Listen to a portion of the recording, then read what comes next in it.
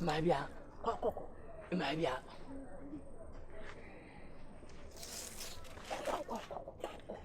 A minute. A minute. Me boom. Miss a minute. Mammy. A minute. Hey. Boom, mammy. A minute. We have been. You say.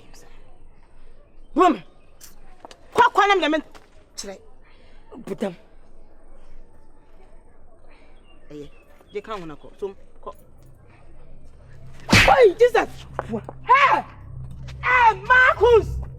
Hey, that's my mama here. Hey, no. Virus. To be. Hey. Why, Jesus? Wait.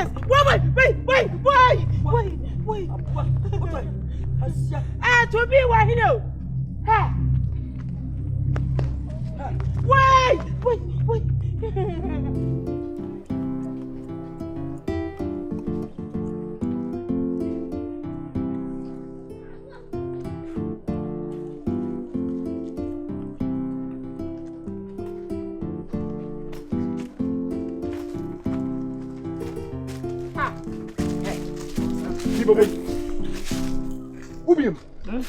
Ubium. Hey, Jam. Mato. What on say? First this. Say, what on say? Mr. Manto. I didn't go first.